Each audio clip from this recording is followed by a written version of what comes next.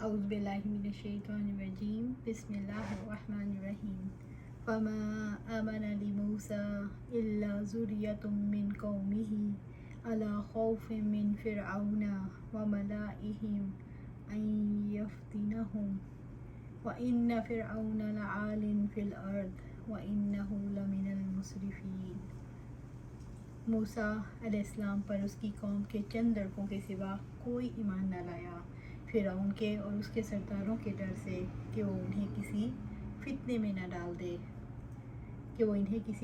ڈال دے گا، اور بلا شبہ فرعون زمین میں سرکش تھا، اور یقیناً وہ بلا شبہ حد سے گزرنے والوں میں سے تھا۔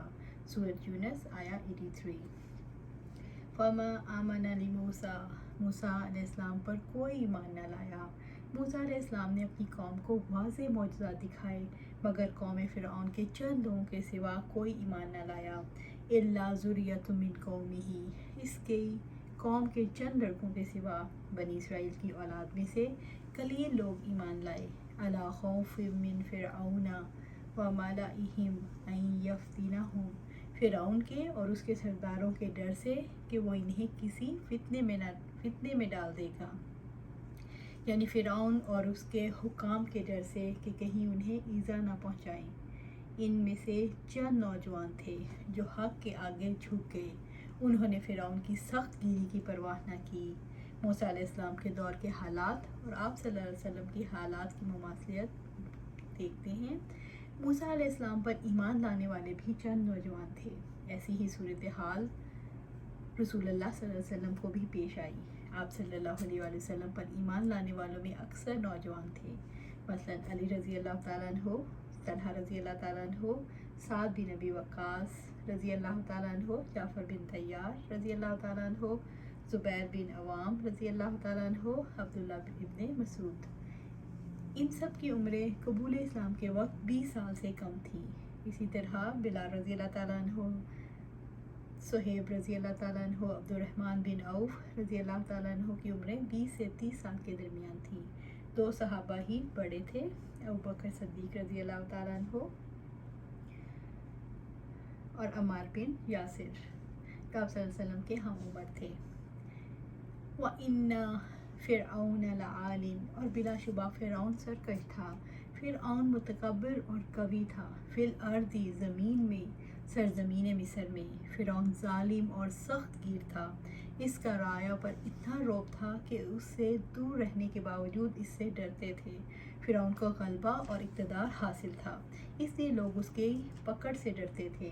وَإِنَّهُ لَمِنَ الْمُسْرِفِينَ، اور یقیناً وہ بلا شبہ حد سے گزرنے والوں میں سے تھا، یعنی فرعون ظلم میں حد سے بڑا ہوا تھا، وہ لوگوں کو قتل کرواتا، سولی چڑھاتا اور طرح طرح کی اذیتیں دے کر خوف زدہ کرتا تھا۔ انبیاء پر نوجوانوں کے ایمان لانے میں کیا حکمت ہے؟ انبیاء پر نوجوانوں کے ایمان لانے میں حکمت یہ ہے، واللہ عالم، کہ حق کو نوجوان زیادہ قبول کرتے ہیں اور اس کی اطاعت میں زیادہ سرعت سے تیزی سے آگے بڑھتے ہیں۔ اس کے برعکس بوڑھے جنہوں نے کفر میں پرورش پائی ہوتی ہے، ان کے دلوں میں چونکہ عقائد فاسدہ، یعنی غلط عقائد راسخ ہو چکے ہوتے ہیں، اس وجہ سے وہ دوسروں کی نسبت حق سے زیادہ دور ہوتے ہیں۔ نوجوان لوگ عام طور پر مصلحتوں کو قبول نہیں کرتے، نوجوان لوگ عام طور پر معاشرے سے زیادہ خوف نہیں کھاتے۔ بڑی عمر کے لوگ مصلحت پسند ہوتے ہیں کیونکہ ان کے اپنے مفادات ہوتے ہیں، بڑی عمر کے لوگ محتاط ہوتے ہیں، بڑی عمر کے لوگ معاشرے کے بڑوں سے زیادہ خوف کھاتے ہیں، بڑی عمر کے لوگ اگر نئی فکر قبول بھی کر لیں تو ساتھ نہیں دے پاتے۔ نئی فکر قبول کرنے کے لیے کیا قیمت چکانا پڑتی ہے؟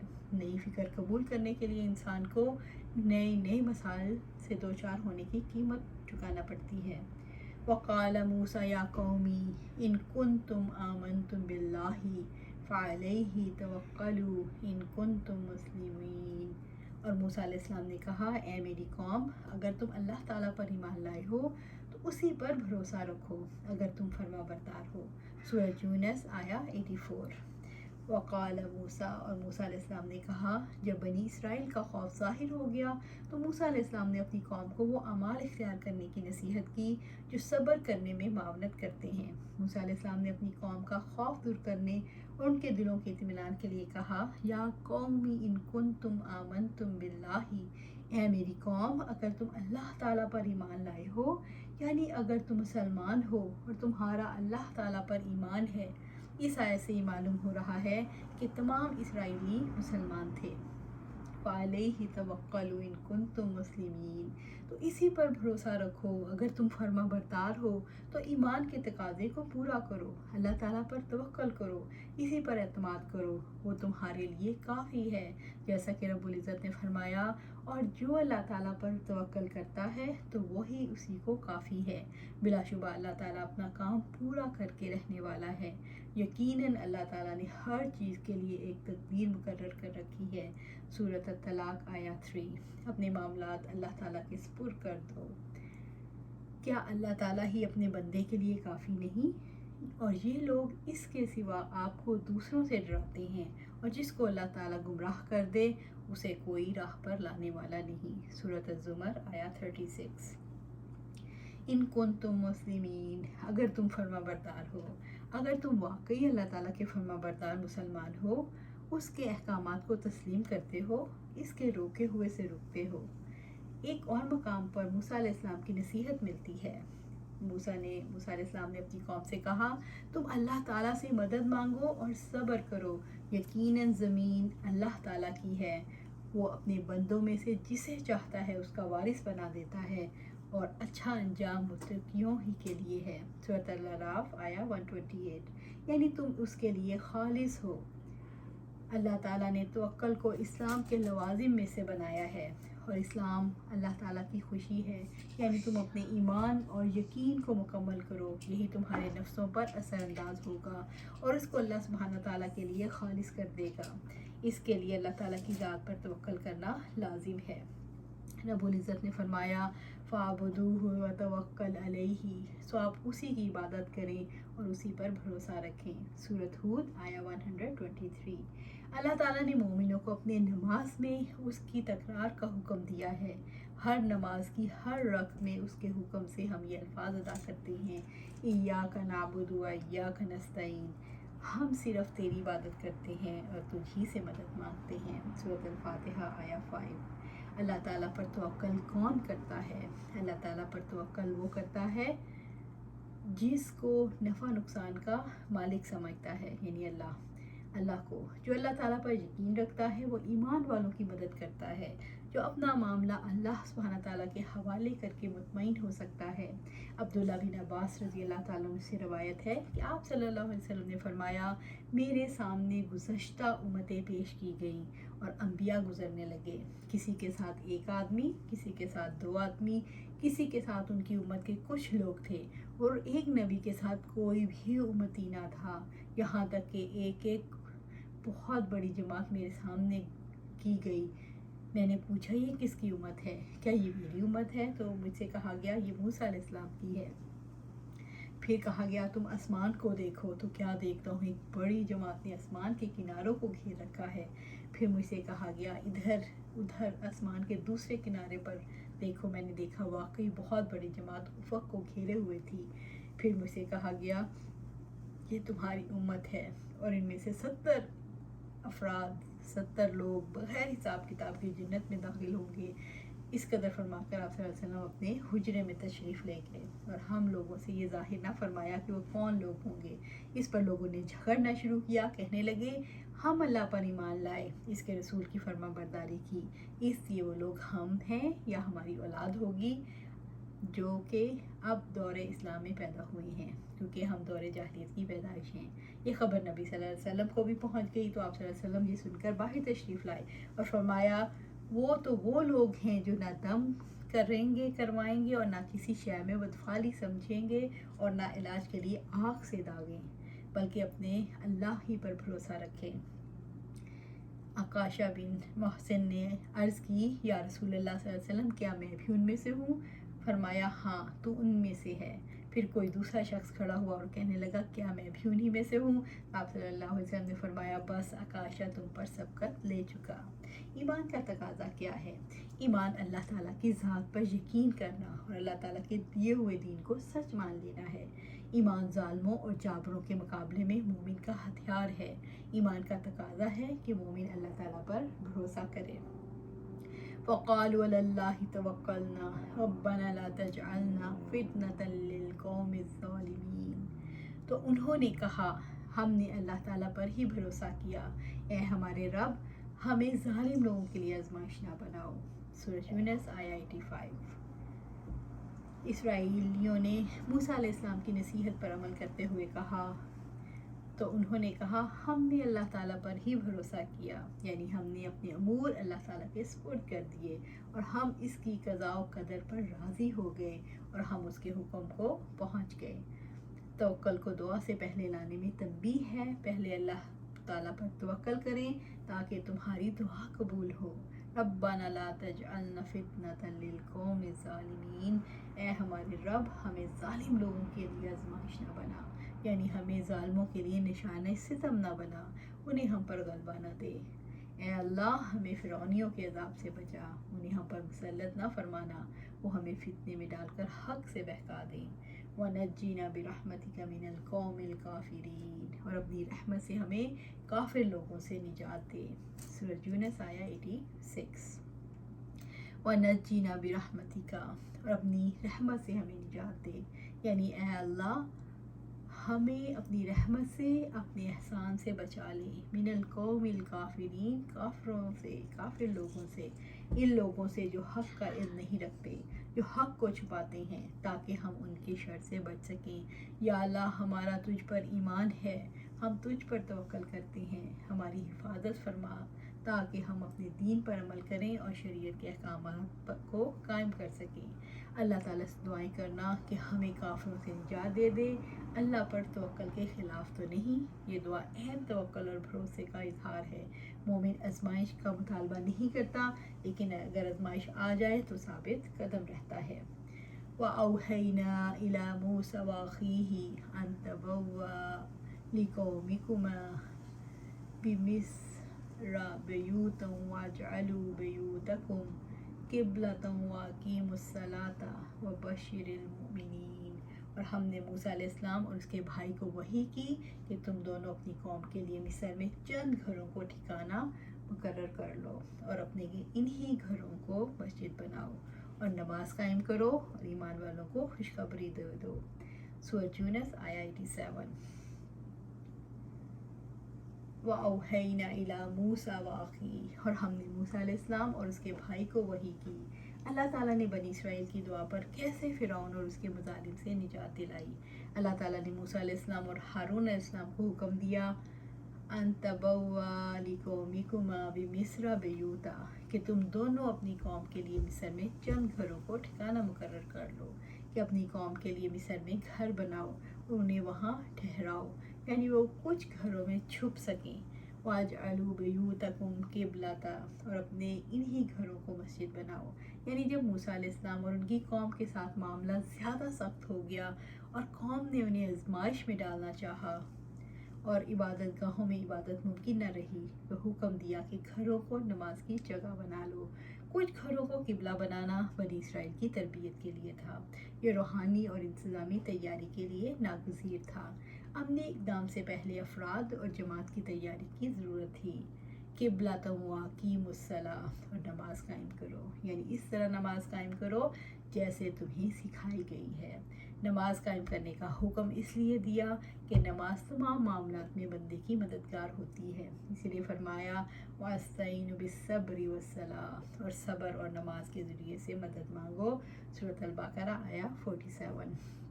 وَبَشِّرِ الْمُؤْمِنِینَ، اور ایمان والوں کو خوشخبری دے دو، یعنی ایمان والوں کو دنیا میں نصرت اور آخرت میں جنت کی بشارت دے دو، انہیں دین کے غالب آنے کی خوشخبری دے دو۔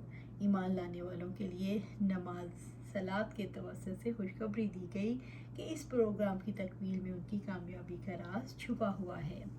اہل ایمان کے لیے اللہ تعالیٰ نے موسیٰ علیہ السلام کا تجربہ کیوں بیان کیا؟ موسیٰ علیہ السلام کے تجربے کو نمونہ بنانے کے لیے یہ ایک خالص ایمانی تجربہ ہے۔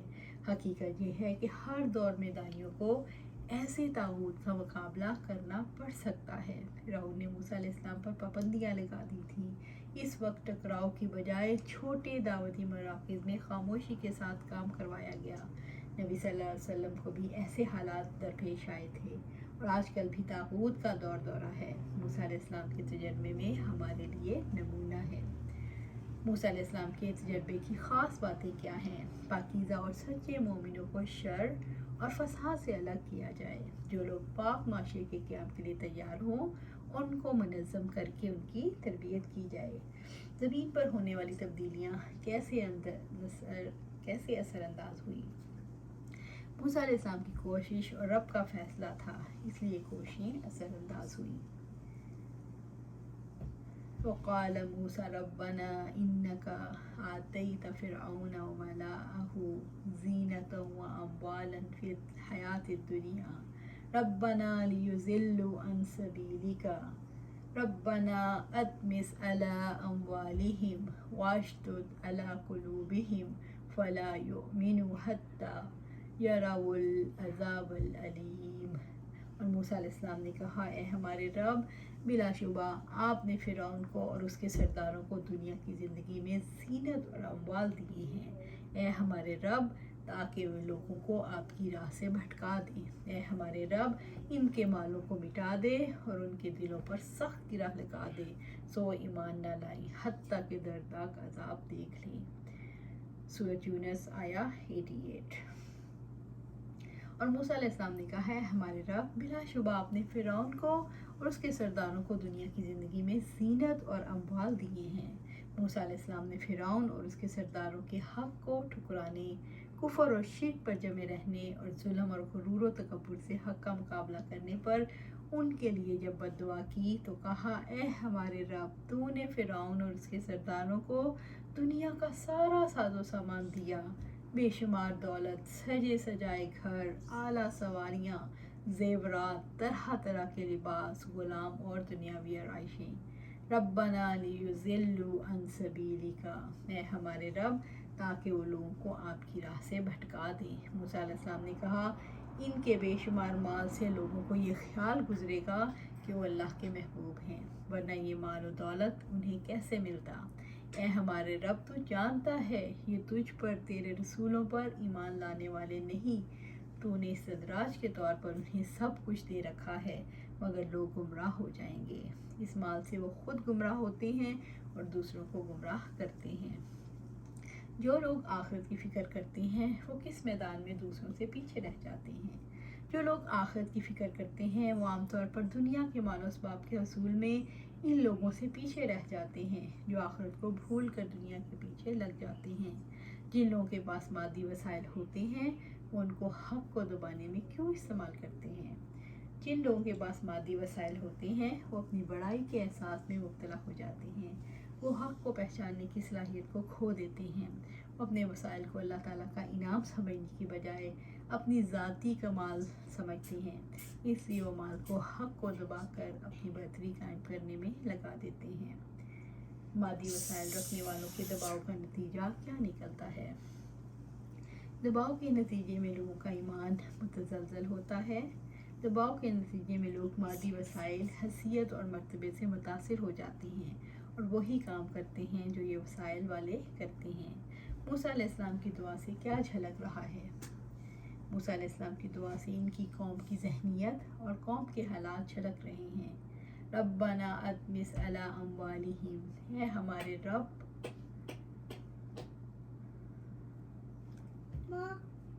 ان کے مالوں کو مٹا دے، یعنی ان کے مال و دولت کو پتھر بنا دے جس سے یہ فائدہ نہ اٹھا پائیں۔ اللہ تعالیٰ ان کی کھجوریں، پھل اور کھانے بھی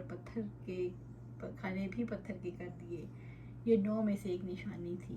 نبی کی بد دعا ہے، اللہ تعالیٰ نے ان کے سونے چاندی کے سکے پتھر کے بنا دیے، ان پر نقوش بدستور باقی رہے، اناج کی بالیوں میں بجائے دانوں کے سنگریزے پیدا ہو گئے۔